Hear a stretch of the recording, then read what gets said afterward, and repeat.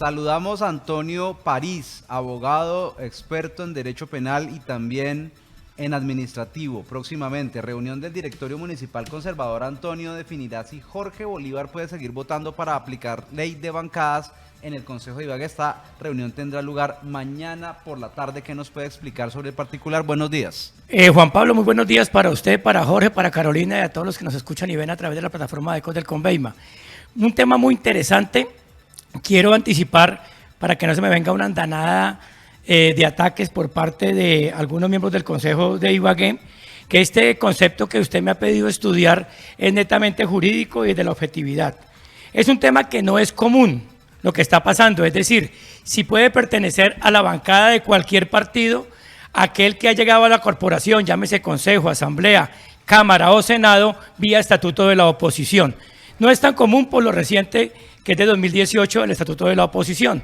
El pasado 20 de julio, para que los concejales que tienen algunas dudas revisen la sesión de la Cámara de Representantes, donde se postuló a Marelén Castillo como posible vicepresidenta de la Cámara, donde el congresista John Edgar Pérez de Cambio Radical manifestó con certificado de la subsecretaría de la Cámara de Representantes que ella hacía parte de la bancada de la Liga Gobernante Anticorrupción. Es decir, a nivel del Congreso, esta persona que llegó vía Estatuto de la Oposición hace parte de la bancada.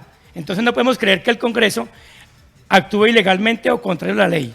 Para el tema del Partido Conservador es importante remitirnos a un acta del 23 de diciembre de 2023, en donde el directorio municipal, estando Jorge Bolívar presente y los 5 concejales, determinaron que iba a ser parte de la bancada del Partido Conservador. Si leemos el acta, la conozco porque hace parte de los elementos en la demanda que yo tengo frente a la elección de mesa directiva, que entre otras cosas, el 6 de agosto tenemos audiencia. En esa acta se habla de una adhesión de Jorge Bolívar. Yo creo que ahí fue mal utilizado el término, porque es que yo no me puedo adherir a algo a lo cual pertenezco. ¿Y por qué pertenece Jorge Bolívar al Partido Conservador y puede ser parte de la bancada? Yo, previendo cualquier situación, elevé un derecho de petición a la registraduría y obtuve las 6 credenciales, incluida la de Jorge Bolívar, que emitieron para que sean parte del Consejo. Y las 6 credenciales son exactamente iguales. Yo desconocía si por llegar Jorge, por Estatuto de Oposición, tenía alguna nota al margen o alguna diferencia. Dice claramente, y si ustedes lo pueden poner porque le compartí con el medio, dice concejal del Partido Conservador.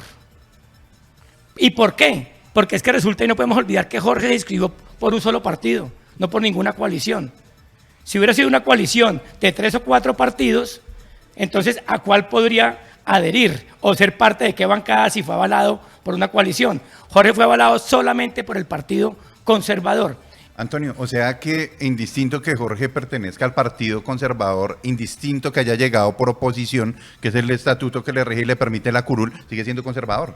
Sigue siendo conservador y tiene el derecho y no actúa contrario a la norma el directorio en cabeza de Joseph González y de sus demás miembros en permitir que hiciera parte de la bancada. Viene la discusión al interior del Consejo frente a cómo están votando, cómo venían votando y cómo quieren votar, porque son partidos de oposición y en esa misma acta se estableció que iban a votar en bancada, siendo en ese momento elegido como vocero Víctor Ortiz, hoy la concejal Sandra Barón. Entonces hablamos de que si tiene validez esa vinculación de Jorge Bolívar, estarían 3-3. Entonces, bueno, ahí tenemos el oficio Cristian 1170 dirigido a Antonio París de parte de la Registraduría Nacional del Estado Civil con fecha 23 de julio y ahí claramente listan a Jorge Bolívar. Correcto, Juan Pablo. Entonces, vayamos a mirar vamos a poner en pantalla. Vayamos a ver cómo opera la ley de bancadas y qué decía la ley 975 del 2005 originalmente con los empates que se presentarían, en este caso en la ciudad de Ibagué, al interior del Partido Conservador. ¿Qué va a pasar con el empate que hay en este momento? Claro, esa norma del 2005 decía en el artículo 5º, inciso final, que cuando se daban los empates, quedaban en libertad los miembros de la bancada.